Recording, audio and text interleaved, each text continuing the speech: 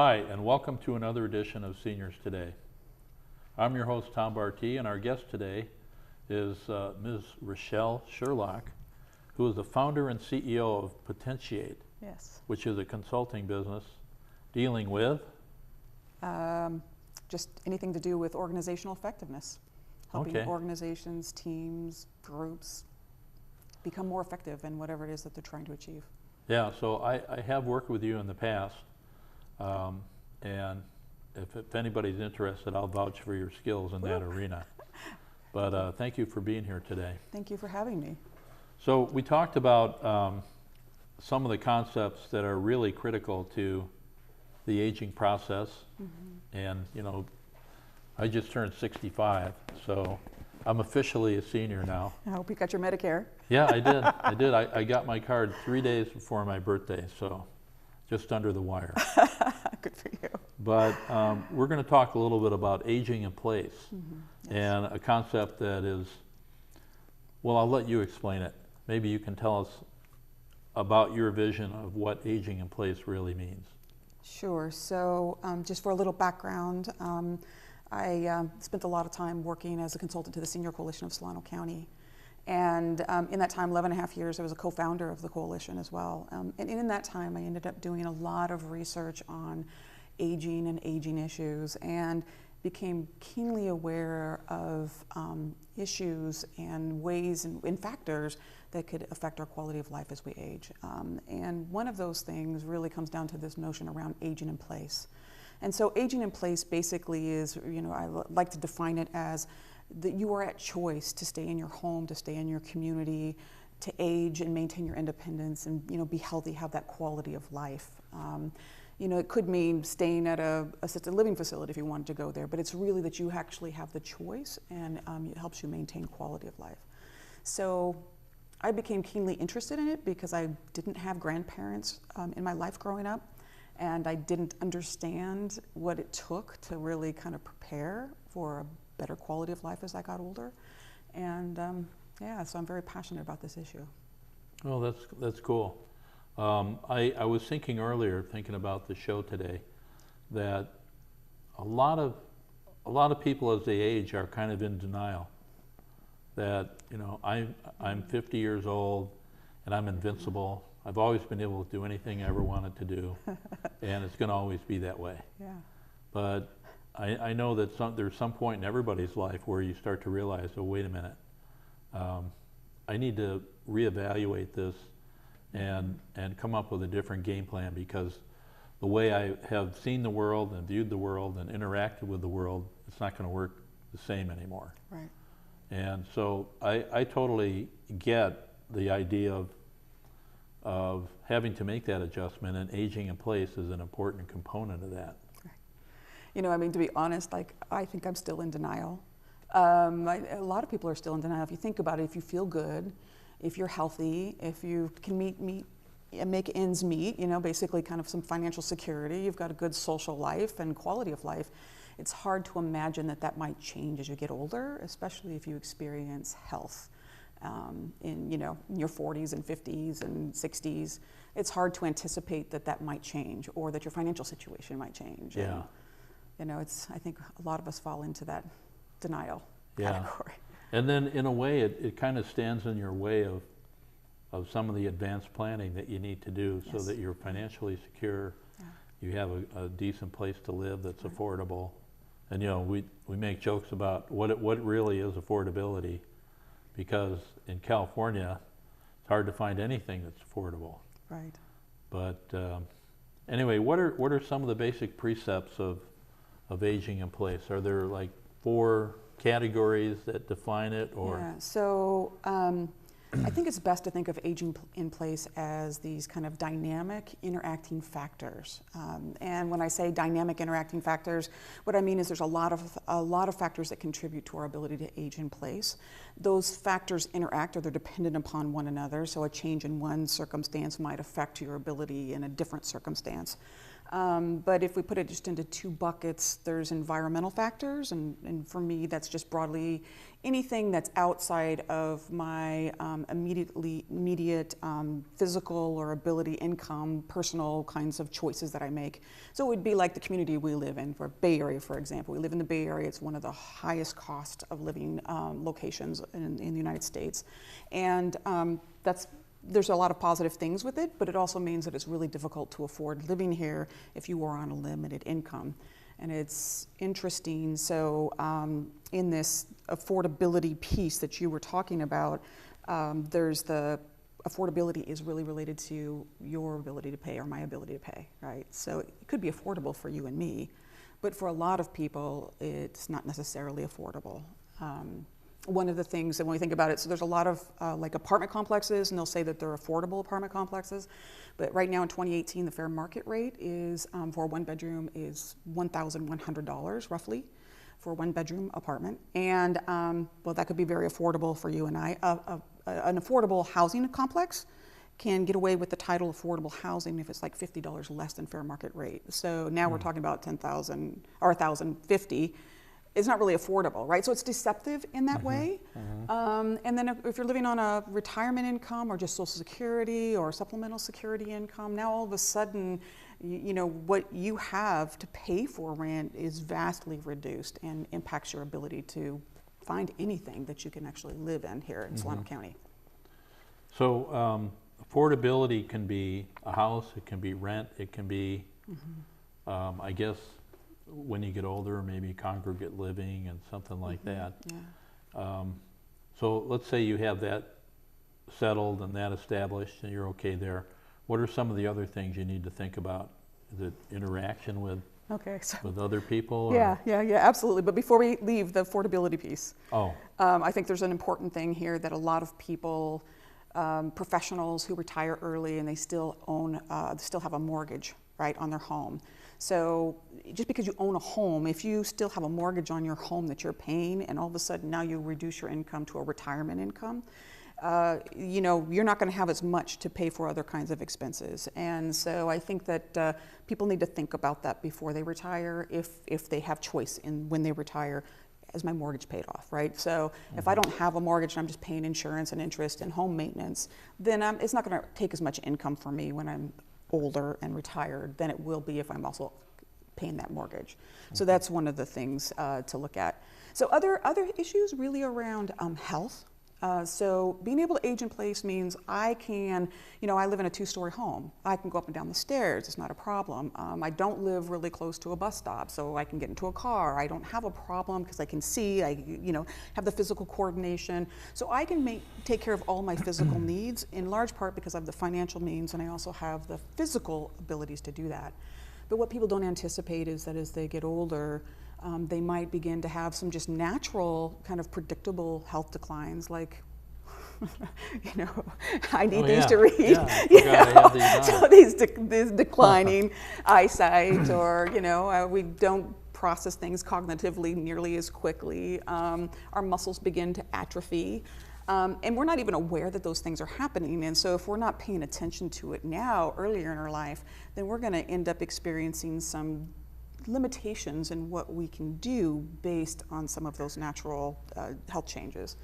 But then there's things that would be unnatural, right? Not unpredictable, I would say, and that could be something like falling and breaking a hip, or having some other kind of injury, or having some real serious health issue that's debilitating, or a disability. And as soon as you have those health issues, not only is your cost of living going up, because you have to pay more for health care, even Medicare doesn't cover everything, so you have to pay more, and you have limited ability to get around, so you're relying more on services that might be available for you, and those services could cost money, and in many cases, like transportation, for example, it's a nominal cost in many cases, but it's still a big cost if now your income is low and you've got all these other kinds of expenses. So maintaining your health is really, really critical.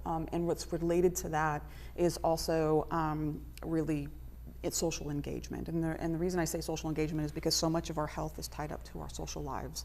There's an incredible amount of research around you know, isolation and premature death, health issues, increased health issues. Not to mention the fact that if I'm now gotten older, I can't see to drive anymore, let's say, or my reflexes have slowed down a little bit, who's going to take me places if I don't have transportation coming right in front of my house to take me? So now I'm going to rely on family or friends, or maybe a volunteer-based program like Faith in Action's volunteer-based program as an example. So your social network is really critical, both for our emotional health and our physical health, but also for supporting us when maybe our abilities aren't as great as we get older. Maybe there's a greater need for some kind of support because we can't take care of it all on our own anymore. So that means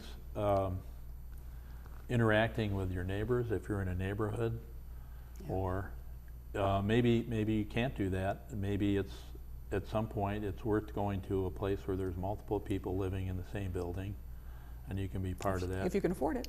Yeah. Yeah. One thing a lot of people, in my experience, don't recognize is the senior center as a place for all kinds of things that could fill in the gap if you don't have that where you live. Exactly. I mean, so Vallejo has a very robust center, the Florence Douglass Center, and so I think people that live in Vallejo are very fortunate for that. Some of the other cities, Fairfield has a pretty robust senior center. They call it Adult Recreation Center, and then so does Vacaville, and I think Sassoon as well. So, but some of the smaller cities actually may not have that as much available. So that's where this livable community piece, this another environmental factor, comes into play. So if I need to have social connections, right, and to be engaged socially, part of that's me, right? Do I go and get involved in things? Do I go to church, or do I go to the recreation centers or the senior centers? Do I get involved in activities and events, whether I'm playing bocce ball or something else where I'm just being physically active and with other people, playing cards or whatever? So that's about individual choice.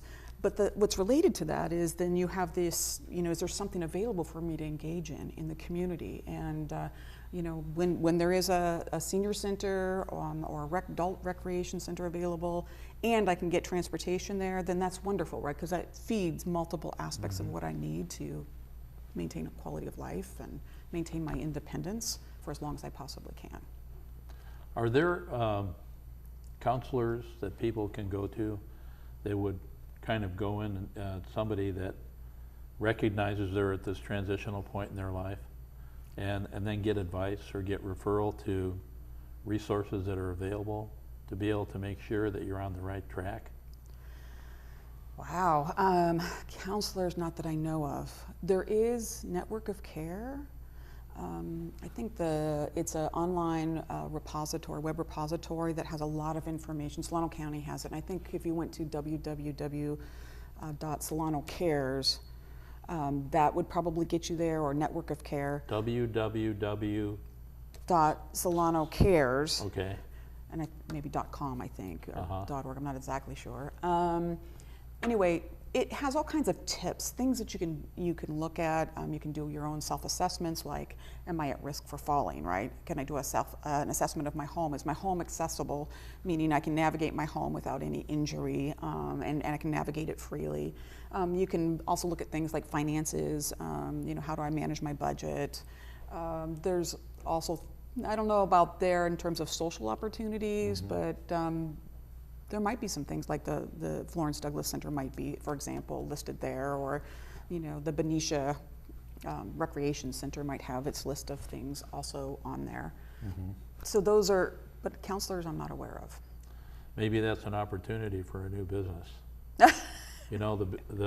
What do they say? There's like 10,000 new seniors every day. In the senior tsunami. And so, that's, people are recognizing that demographic, and it impacts everything. It does impact everything. From retail sales to traffic to all kinds of things, healthcare. Right. It's pretty incredible. Well, and it's hard. I think your point, if I hadn't done this work with the Senior Coalition and done so much research behind all of these particular issues, I wouldn't know what I know today. So I'm very cognizant of the fact that I need to make sure my mortgage is paid off before I retire. I want to make sure that I have a healthy retirement income.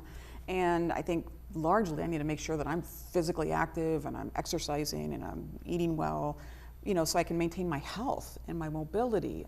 So that's critical, but I know this because I did all that work. To my knowledge, there's nothing out there. I mean, where would the everyday person who's in their 40s, 50s, 60s, 70s, or 80s go, what things do I need to be paying attention to? I think a lot of times they don't recognize it's something they should be planning for and preparing for until they encounter a problem. Right? Oh, now I can't go up and down my stairs anymore because I'm no longer physically mobile to be able to do that, and I don't have the money to pay for a chairlift. So now I'm limited and kind of confined into a portion of my home as a result of it. That's not quality of life. That's not really maintaining your independence, and it's your choices are limited. So you might be still in the same location. I wouldn't call it aging in place necessarily, because you're missing the quality of life if you're confined based on those things. So yeah, that's a... Well, you think about it, your employer says, well, you put your money in the 401k, or, you should be saving so much money. There's all, the pension plans and that kind of thing, but people are only trying to prepare financially for it when there's so many other things to think about. And probably even insurance or stuff along that. The cost of health care. So the average annual cost of health care is about $5,000 for individuals 65 and over. So every year, roughly, you can expect co-pays, prescription medications, and I mean, there's some people that have less than that, but on average. And you hit 85 and older, with women, 85 years older, they're looking at over $8,000 a year in healthcare expenses as just one factor that they have to pay attention to. Yeah. So that's where I focus on health, because it's like, if I stay healthy, then maybe I won't have healthcare costs, and I can manage my expenses, because it's really around income to expenses, right? So I need an income up here and my expenses to be here. As soon as my expenses outrun my income, then I'm in trouble. And there's not really good solid safety nets out there for people who are in trouble, and that's the problem. So we have to watch that and look at all the things that could be expenses and that could impede our ability to maintain our independence. That's where community services, livable communities come in. If you have a walkable community, for example, there's a lot of great kind of lower income senior apartment complexes in Vallejo. I know of several of them. And so the complex itself is fine, but they can't get down to the bus stop because there's, the sidewalks have roots growing out of them, or chunks or cracks, so it's not safe, and so the accessibility becomes a factor in all of that as well. So that's where that intersection comes in with what's going on in the environment, city planning, et cetera. Well, I know that MTC, Metropolitan Transportation Commission, and ABAG, the Bay Area group of governments, are talking about One Bay Area. That's their program, and it's about walkable communities. And it's about transportation-oriented development, so that where people live, they also work, and there's also transportation right